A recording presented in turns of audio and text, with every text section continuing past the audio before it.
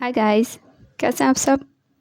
Guys, आज हम आपको संगीता और रफ़ीक की लव स्टोरी प्लस खतना स्टोरी सुनाने जा रहे हैं।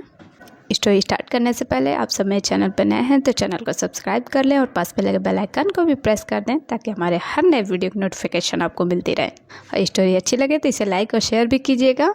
और आप सबके कोई सुझाव हो तो आप हमें इंस्टाग्राम पे मैसेज कर सकते हैं या फिर ईमेल कर सकते हैं। ईमेल मैंने इस वीडियो के डिस्क्रिप्शन में ऐड किया है, तो आप वहाँ से चेक करके मुझे ईमेल कर सकते हैं। तो चलिए स्टोरी स्टार्ट करते हैं। संगीता कहती हैं, ये बात तब की है जब संगीता 19 साल की थी।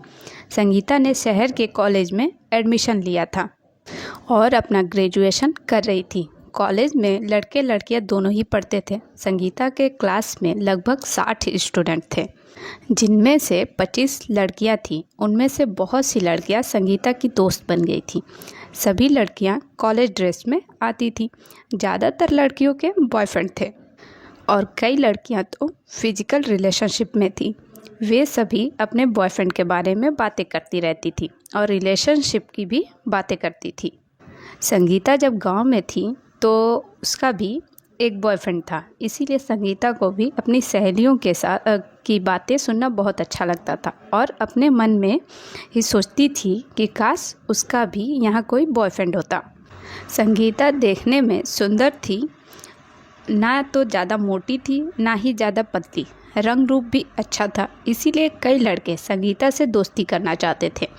एक लड़का बार बार संगीता से बात करने की कोशिश भी करता था।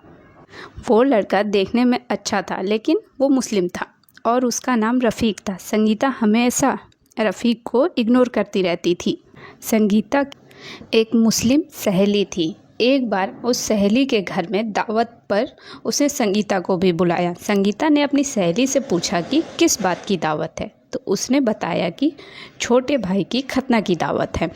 संगीता ने खतना के बारे में सुना था पर कभी देखा नहीं था, तो संगीता दावत में गई और फिर संगीता को वहाँ सहेली शहनाज की भाभी मिली। संगीता ने भाभी से पूछा कि खतना क्यों करवाया जाता है। इससे बच्चों को दर्द होता है और अगर ज़रूरी है तो बड़े होने पर खतना करवा सकते हैं, बच्चों के साथ ऐसा नहीं होना चाहिए। तब भाभी ने संगीता को बताया कि बचपन में खतना करवाने के बहुत से फ़ायदे होते हैं। साफ़ सफाई, फॉर स्किन की प्रॉब्लम से छुटकारा और पेनिस का डेवलपमेंट भी अच्छा होता है, जिससे शादीशुदा ज़िंदगी अच्छी हो रहती है।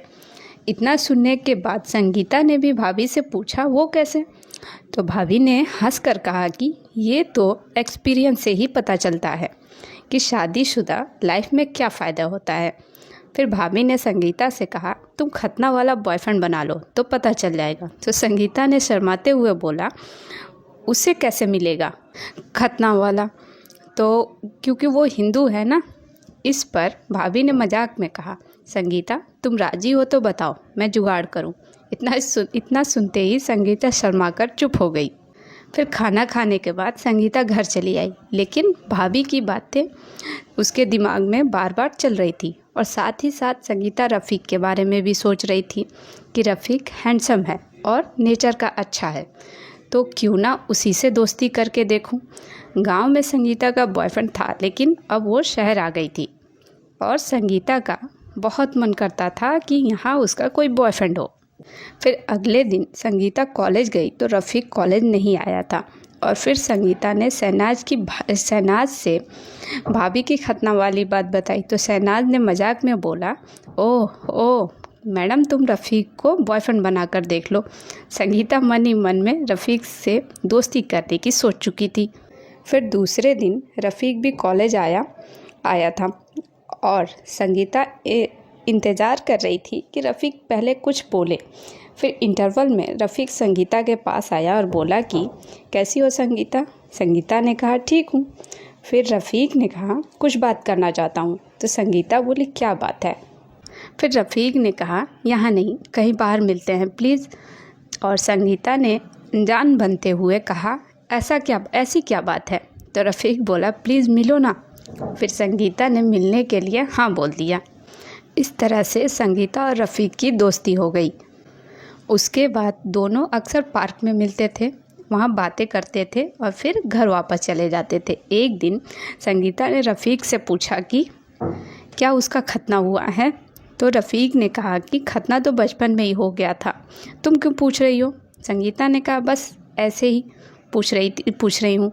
लेकिन रफ़ीक संगीता के मन की बात समझ गया था और फिर रफ़ीक बोला उसके दोस्त आदिल का रूम है, वहाँ पर मिलो और ख़ुद देख लो खतना हुआ है या नहीं। इतना सुनकर संगीता ना हाँ बोल पा रही थी ना।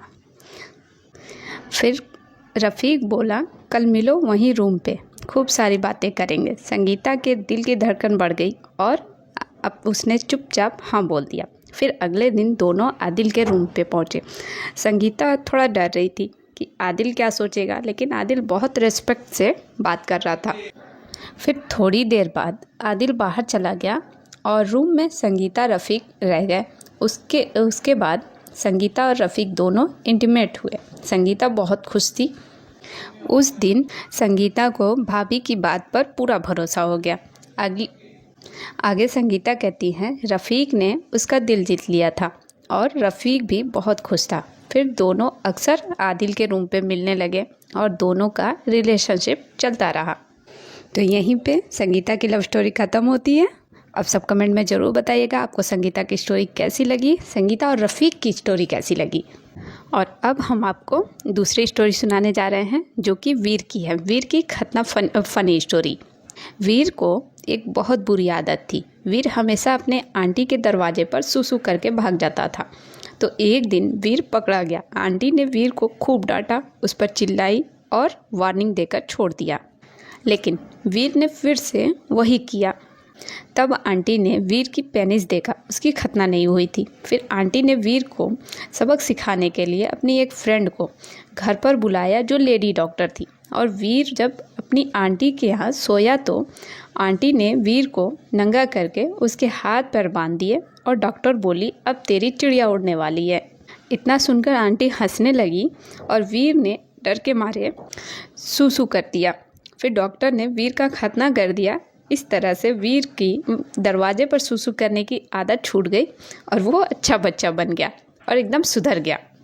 बस वीर की फ़नी छोटी सी खतना स्टोरी यहीं पे ख़त्म होती है। आप सब ज़रूर बताइएगा आपको दोनों स्टोरी में से कौन सी ज़्यादा अच्छी लगी। और स्टोरी अच्छी लगी है तो इसे लाइक और शेयर भी कीजिएगा और हमारे चैनल को सब्सक्राइब करना बिल्कुल ना भूलिएगा। और आप सबके कोई सुझाव हो तो आप हमें इंस्टाग्राम पे मैसेज कर सकते हैं या फिर ईमेल कर सकते हैं। ईमेल मैंने इस वीडियो के डिस्क्रिप्शन में ऐड किया है, तो आप वहाँ से चेक करके मुझे ईमेल कर सकते हैं। तो take care guys, thank you.